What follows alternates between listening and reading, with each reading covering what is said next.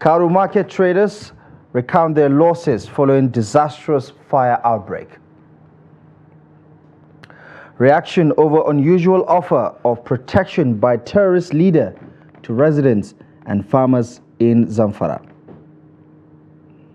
NLC lambasts state governor's position on minimum wage negotiations. Cameroon reintroduces measures to curb COVID-19 resurgence. Thank you most kindly for joining us on the News Hour tonight. My name is Abdullahi Ahmed. We begin in Abuja as a devastating fire outbreak that broke out on Wednesday night, ravaging the popular cattle market in the Federal Capital Territory and destroying goods and properties worth hundreds of millions of naira. In this report, Trust TV's Noel Samson visits the wreckage of the once bustling market in Abuja. Traders recount their immense losses and are already in an already challenging economic atmosphere.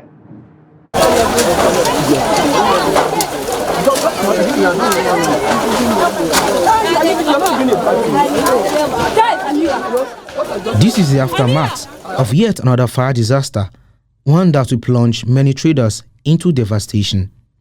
Nearly 24 hours after the incident, smoke still lingered in the market, with flames flickering in some areas.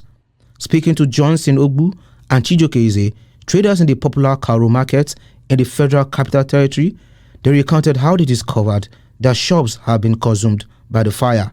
Around after 7 to 8, we have closed market already after we left. All of a sudden, they called me back. They said they are seeing smoke inside the market. Before I want to come inside the market, they could not. The security personnel, they could not allow anybody to enter inside the market. And the fire just burned the whole market down. So we did not remove anything, single pin we did not remove from our shops. And the whole entire market is billions of naira, because about one woman back here offloaded 2 trailers of rice just 3 days ago. The other woman offloaded 1 trailer of rice. The one is, she's hospitalized now, right now as I'm talking to you. The security people inside the market, they prevented us from entering. So we forcefully entered. Some of us fought with the security men before we were able to allow to enter. Then when we entered, behold, even my shop, you can see this by yourself. The inside I've gotten. I don't even understand. So we are saying, some men, I asked inside the market, said that they brought light. So the light sparked in one of the shops where one man is doing his own work. He's a teller. When we were still battling with our own challenges, we heard a voice saying that the woman has already came by herself to see things by herself. She fainted. Immediately they took her to hospital. As I'm talking to you, it's not up to 20 minutes now. We received a message that the man she has gone. During a visit to the market, Senior Special Assistant to the President on Humanitarian Affairs and Poverty Alleviation, alongside with the Senator representing the FCT, offered their sympathies to the victims. The SSA assured the traders that the President is aware of the incident and is concerned about their plight. We are here to sympathize with the people of Karo local government and their families, especially those that were affected by the fire incidents. Last night, the government is fully aware and cares. I've seen the situation is worse. I will take the message back. This has not affected the people of Karo only, but the country at large. You have to be kind to each other. You have to be law-abiding. You have to have compassion for each other, because without that, and also you have to take responsibility for what is happening around you. There's no point I'm saying I'm a good citizen. I see somebody beating you and robbing you and I say it's not my concern and I walk away. No, that we all have to be each other's keepers. That is where we are in this country right now. And if we're not willing to do that, then things cannot get better. Market flames in Nigeria have become a distressingly regular occurrence, highlighting significant gaps in infrastructure and emergency services. Since the beginning of the year, there have been numerous reports of fire incidents at various markets across the country. Noel Samson, Trust TV News, Abuja.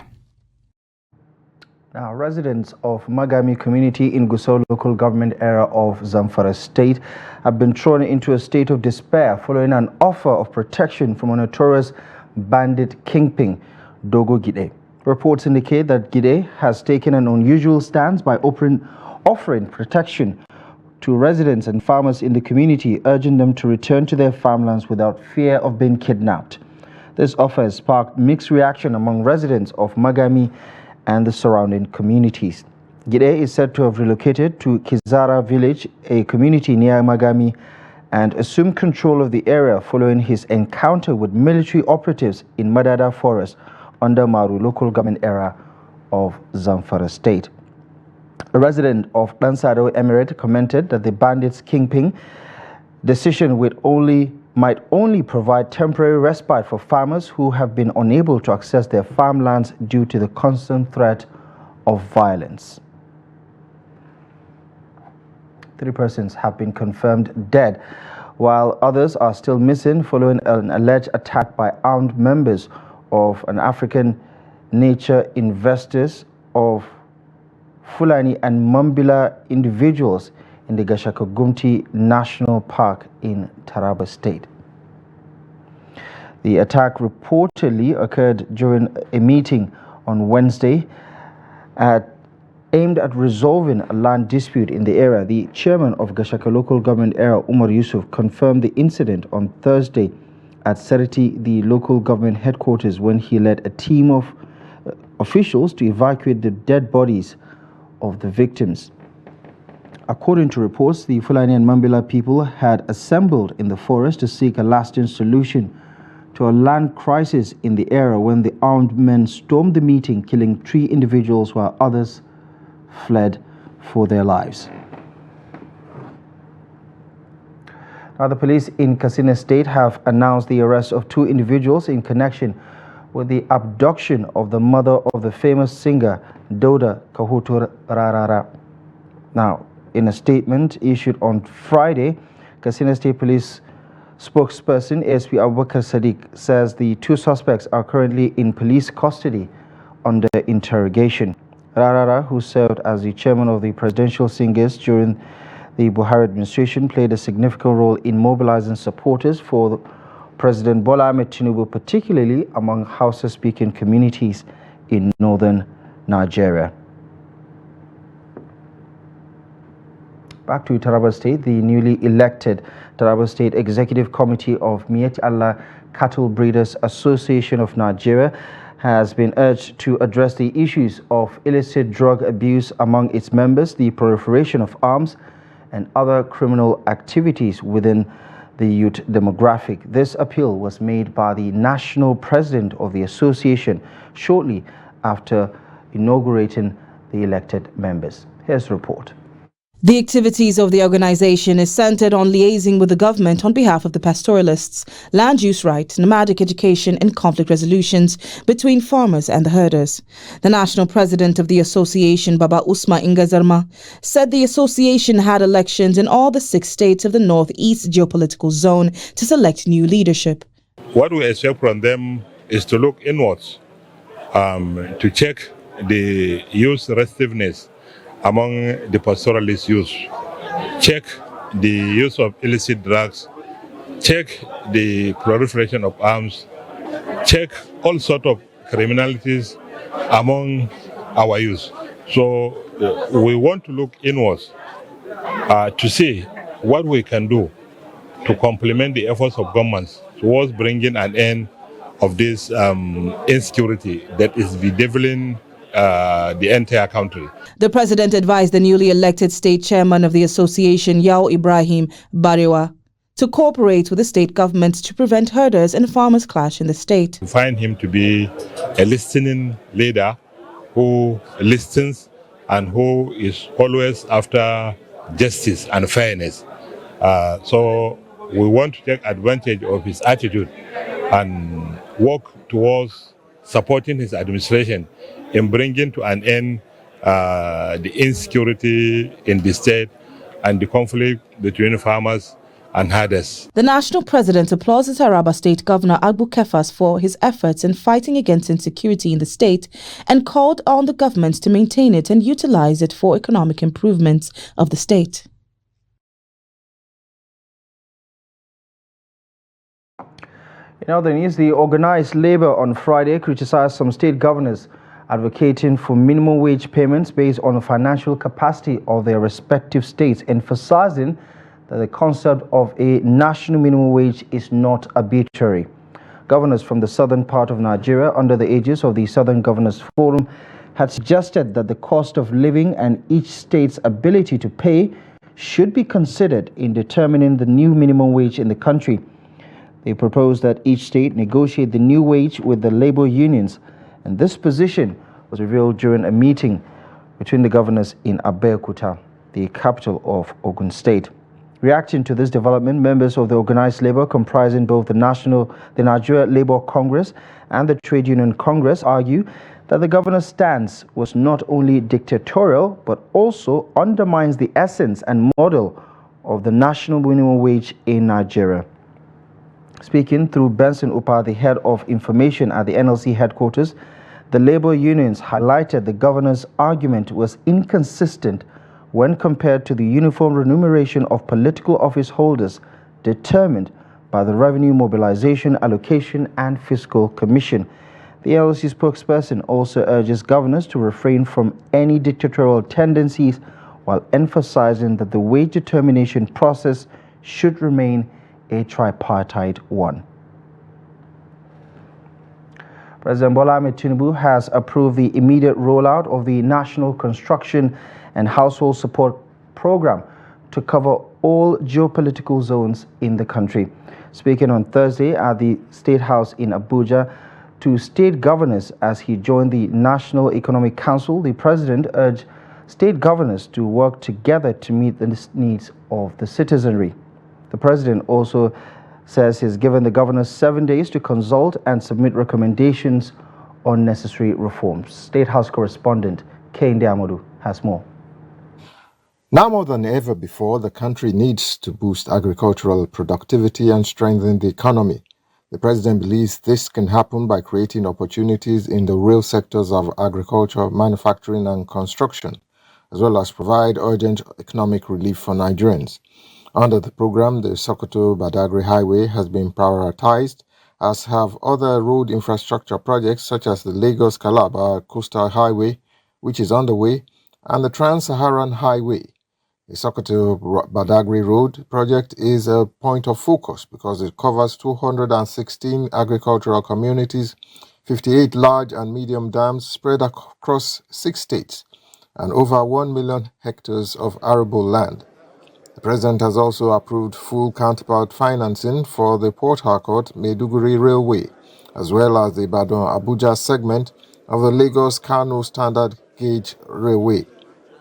Other components of the program are the one-off allocation to states and the Federal Capital Territory of 10 billion naira for the procurement of buses and CNG uplift program, and the delivery of 50,000 uplift grant each to 100,000 families per state for 3 months.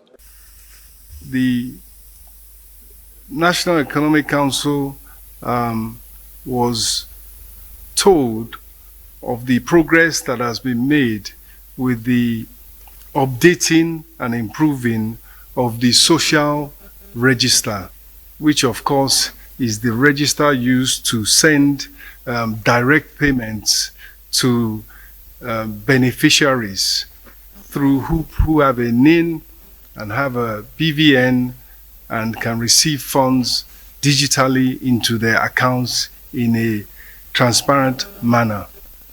That process has been strengthened and it now needs speeding and scaling up given the situation in the country as far as inflation and elevated prices. The program is also making provisions for labor unions and civil society organizations, while it is releasing 155 billion naira for the purchase and sale of assorted foodstuff to be distributed across the nation.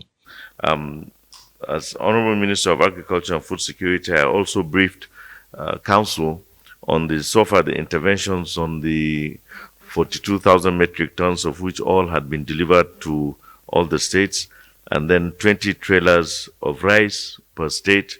And then we have also released over 1,500,000 bags of fertilizer, which is under evacuation by the state governments.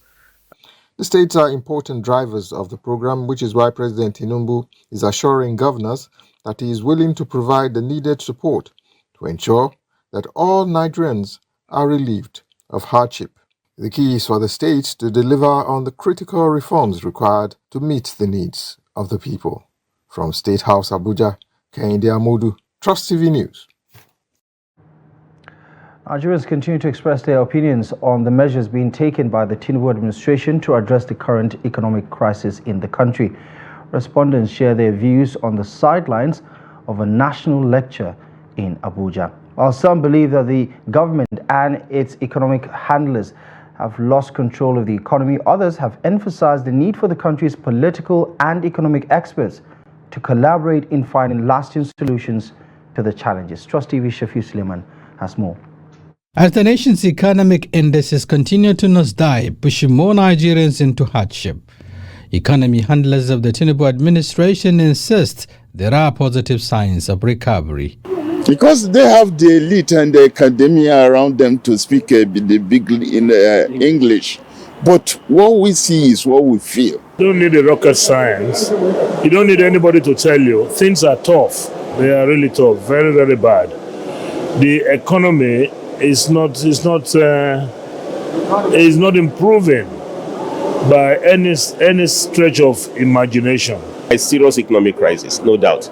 But we should not waste this opportunity. There is also a great opportunity in the economic crisis. And what is the opportunity? The way out of this economic crisis is that we need to be more productive. It's a question of elite failure. The elite has failed and even confused. Don't even know how to fix the economy. While realities in the country suggest measures being taken to halt the downward slide in the economic fundamentals are not working, some Nigerians say the situation is getting out of hand and requires a collective approach. We can't get out of this economic crisis if we engage in permanent contestation, permanent disagreements. We need cooperation. If you listen to news that time, there is no day you will not hear Bola Ahmed Tinubu. Activists fought for democracy, but now he's at the driver's seat and he's even confused, even more than those he was criticizing. So many people are still holding the economy of this country by the jugular. They are the people they call the cabal.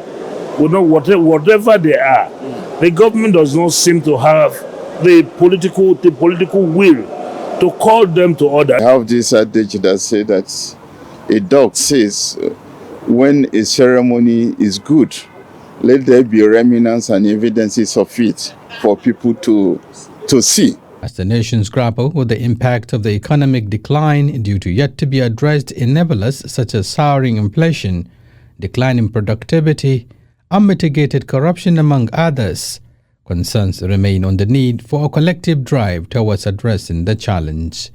Shafiu Suleiman, Trust TV News, Abuja. The Independent National Electoral Commission on Friday says the tenure of office of all elected chairmen and councillors in the 6 area councils of the Federal Capital Territory will come to an end in June 2026, warning those interested in contesting the election to be guided by the provisions of the law. Speaking at a meeting with members of the Inter-Party Advisory Council, INEC Chairman Professor Mahmoud Yakubu says the provisions of the law, going by the provisions of the law, the tenure of the office of every elected official begins the day such a person takes the oath of office. There have been agitations by political parties and candidates interested in contesting the area council elections on what they consider a delay by the Independent National Electoral Commission in releasing the timetable for the area council election by the provisions of the Electoral Act 2022. The INEC chairman said that the Section 108 subsection 1 of the Electoral Act of 2022, under which the current chairman and councillors were sworn in on 14th of June 2022 is clear and remains unambiguous. Staying with election matters, the Benue State Independent Electoral Commission has shifted the state's local government election from July 6th to November 16, 2024. The chairman of the commission, John Chen, disclosed this while speaking with newsmen on Friday in Makurdi, the Benue State capital. Chen said the change of the date was necessitated by the logistical constraints faced by the commission. He said the commission needed more time to prepare and procure electoral materials, while he said he had not yet been, which he said had not yet been procured. The cases challenging defection of 25 state lawmakers in Rivers State from the People's Democratic Party to the All Progressive Congress have been transferred. Originally presided over by Justice Stephen Delop at the Federal High Court 4 in Port Harcourt, the cases have now been moved to Court 2, overseen by Justice E.O. Obele. The transfer order followed a petition by Martins Ameule, a defendant in the matter, requesting that the case be transferred to another court. The suits filed by the Boot Party and the civil society organizations in the state challenged the defection of Ameule and other lawmakers to the All Progressives Congress. Now, the House of Representatives Committee on Public Assets has asked the management of the Kaduna State Polytechnic, Kaduna Polytechnic, and the Ministry of Education and the Presidential Implementation Committee of the government to halt the allocation and sale of property belonging to Kaduna Polytechnic. The committee resolution followed the consideration of a petition to the House by some serving and retired staff of the Polytechnic. Property belonging to the Polytechnic all over Kaduna, including land, staff quarters and guest houses, are being sold to staff and non-staff members of the Polytechnic. The committee also summoned the rector, Kaduna Polytechnic, Dr. Suleiman Umar, the permanent secretary, Ministry of Education, and the head of Presidential Implementation Committee, as well as Academic Staff Union of Polytechnics, Non-Academic Staff Union of Educational and Associated Institutions, as well as the Senior Staff Association of Nigerian Polytechnics in the institution, to an investigative hearing of the committee. Now, the chairman of the House Committee on Public Assets, Ademorin Kuye, says the specific date, time and venue for their appearance will be communicated at a later date. The Polytechnic staff, in a petition addressed to the Speaker, alleged that the management of the Kaduna Polytechnic are carrying out illegal action by carving out part of their plots of land and selling them to non-staff of the institution without remitting the money to the government account. Now, residents and commercial drivers in Lagos State are urging the executive chairman of Orile Agege to repair the Oke-Toko Shofunde Road, which is currently in a deplorable condition. Victoria Tokolo, who visited the area, brings us this report as presented from our studio. This road is under Orile Agege local government and connects Agege local government, which leads to so many areas in the state. The road has been in a deplorable condition for years. Commercial drivers and residents of the area said security officers are using the opportunity of the bad spot of the road to extort money from motorists. Has been bad for almost 4 years. The government tried to do it, but when it rains, it will wash the road out. And then later, those Lagos works, they will now fill it with concrete, and thereby those police now use it to extort money from motorists. The road is very bad for a long time, less than 2 years ago. They used to put all this stone here. As soon as the rain is trouble, everything are down. Yeah, road job is very easy every day, every night, every morning. And police know to come here again and stop anybody that follow one way and arrest him. And the road is not good. This road is very fast. And for me, the reason why car and the motor people are following one way is because of the bad road. And because of that, police and all the other forces are taking the advantage of the road to collect money. They have turned here to ATM machine. In the night like this, we see different type of group of police all the way from Oba, Elere, Alabo, anywhere. Even RRS. They will full here, some will park there, some will park on that street, and the rest will park on the other side of the road. Other road users also voiced out their frustration over the hardships caused by the bad road on their vehicles and businesses. Talking about this road every day, even though if you will talk finish, then go carry stone, come fall, and say they don't do it. But if you rain fall like this, not be small thing. Some people say if you rain fall because of this water, then go enter, rain go full everywhere. And if the road is passing, know how we go enjoy the road. But as they not do it, we cannot enjoy any, even though we are paying for tax here. We are paying everything where they tell us to pay. So I don't know why the road is never built like this time. Yeah, this really Agege road, this expert, this Yanapaja road, they have been harassing us every day, like every day by day. At that junction that the road is not good, you see some policemen there, they are mufti. The only thing they do is just to give you, to show you ID card, they are a policeman. Okay, what's my offense? They said, this place you apply, you don't need to apply this place. And the other side is good. They don't want us to pass where it's good. This situation has forced many vehicles drivers to resort to one-way routes. Commercial drivers and business operators are appealing to the local government chairman to urgently intervene and fix the road. Now, due to humanitarian crisis stemming from decade-long conflicts, banditry and natural disasters, Katsina State has become a focal point for generous individuals, charitable organizations, and development partners. These efforts aim to provide support and relief materials in areas such as health, education, mentorship, rehabilitation, reconciliation, and skills development to internally displaced persons across the state. Abdullahi Amadi tells us more. At this workshop put together by Center for Community Development and Research Network, the organization is helping Katsina State Emergency Management Agency SEMA to establish humanitarian coordination platform to ease process of support to victims of banditry and other disasters. This was believed to be the standard global practice for the provision of services in communities affected by disasters and conflicts.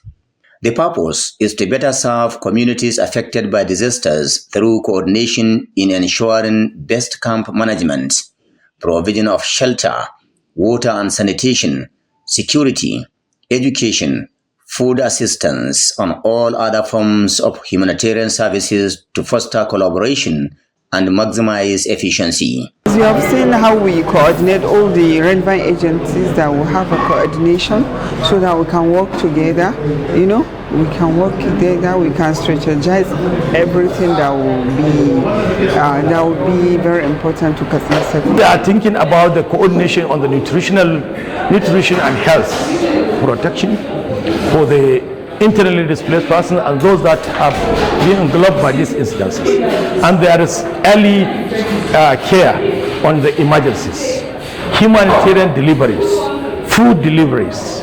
And then you go ahead, you find out there's a place where they are talking about the camp and shelter. Shelter, if you are talking about shelter in 3 ways or 2 ways. Shelter for those that have been displaced, shelter for those that are going back to their normal business and their homes. One of the officials of the organization called on the Katsina State government, other non-governmental organizations and stakeholders to make good use of the platform, as this will help in ensuring early recovery to victims of disasters. The technical partner to UNICEF providing technical support to the State Emergency Management Agency, Katsina State, to establish a humanitarian coordination platform, which is a standard practice for provision of humanitarian services, especially in communities affected by disasters.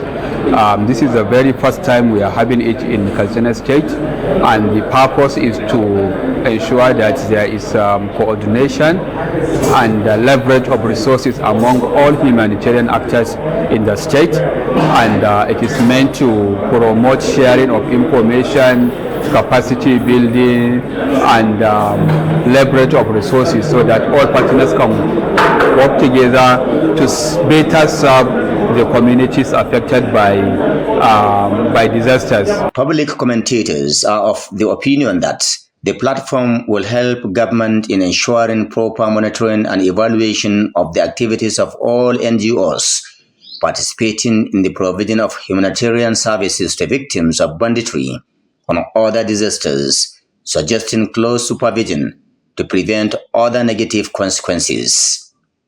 Abdullahi Ismail Ahmadi, Trust Television News, Katsina.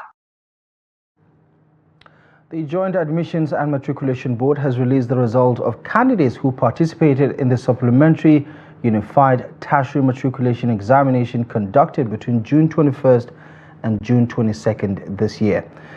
This board spokesperson, Dr. Fabian Benjamin, stated in a statement in Abuja on Friday. According to JAM, 28,834 applicants who were not able to provide biometric verification during the May 2024 UTME examination took the supplementary examination in June. In a similar vein, the board stated that students who were given a second opportunity to take the examination but were suspected of engaging in examination misconduct during the main examination comprised the other category of candidates in the June exercise.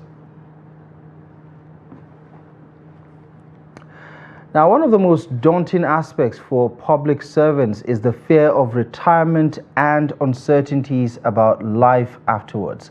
Consequently, some individuals have resorted to age falsification to prolong their tenure in service. In this report, Trust TV's Noel Sampson highlights that stakeholders are advocating for the empowerment of teachers with the necessary competencies. Now, this empowerment aims to enable them to take charge of their professional growth and personal lives, both during their service in government and after retirement. According to the Minister of Women Affairs and Social Development, Uju Kennedy Ohaneye, the federal government is putting modalities in place to empower teachers, especially women, to enable them live better lives after retirement, with agriculture being an integral part of the empowerment. So the women are now focusing on doing serious farming. When I mean serious farming, that before the end of the year, we intend to get 15 million tons of fish. That is the target. We have a target. And what Nigeria needs from our research, we've done a research, is 2 million tons of fish. Now, we will now export the other 13 million tons of fish. We're having a good backing from the federal government, which is Mr. President Bola Tinubu. For the government, we are hoping that we can cooperate with them to ensure that we have more schools involved. Because if we have 100 teachers that are saving 100 naira a day, and we have 1 million teachers that are saving 100 naira a day, believe me, then the returns would be better for each and every one of us. So we're hoping to partner with the Ministry of Education to ensure that we have most of these public school teachers. We're starting with public schools because we know the dire situation that they are in. So we live in a society where teachers are underpaid, and by the time they're retiring, accessing their gratuity or pension is a challenge. Gratuity aside, but pension, which is a statutory contribution that they have to make for the purpose of retirement, becomes very difficult to assess when that time comes. Some teachers shared their thoughts on areas they want to be empowered by the government in order to have a rewarding life after retirement. Giving us little support financially, because what we are seeing now in the country is somehow. because things are very hard. So if there is a way teacher can be empowered, maybe to get some skills whereby how we can save money at the end. And also I can say if they can do something better to us to support the child in a little way, I think it's kind of the empowerment we deserve. So sensitize the teacher on the area of investment. They should encourage the teachers to invest and give them training, like vocational training, so that when they retire, they can always have something to fall back on. Empowerment for teachers will make them to be adequately prepared to face life after retirement and also give them a sense of control over their lives. Noel Samson, Trust TV News, Abuja. To health matters now, where stakeholders in the nation's health sector are advocating for the upscaling of vaccination against the human papilloma virus to reduce its impact across communities. They are also calling for increased awareness regarding myths surrounding the disease. This effort aims to ensure that those eligible for vaccination welcome it without fear of the unknown. Trust TV's Sumaya Abubakar has more. The human papillomavirus, also called HPV, is a common virus spread by sexual activity. While some strains cause genital warts, others can lead to serious health problems like cervical cancer. Health experts say while the body usually fights off HPV on its own most of the time, the virus, however, lingers, potentially causing issues later in life. We have different strains of HPV. So we have some strains which we call the low-risk strains. Those strains do not cause cancer. Those strains cause some benign lesions like warts. But we also have the high-risk strains. So for instance, you hear about things like HPV 16, HPV 18. Those are the strains that we know can cause cancers. A whole lot of people will come in contact with the virus. However, the majority of people will deal with the virus with their own immunity. Around 90% of people will clear it. So the 10% of people who won't clear it will be due to probably poor nutrition. They probably have another disease they are dealing with which affects their immunity, like HIV.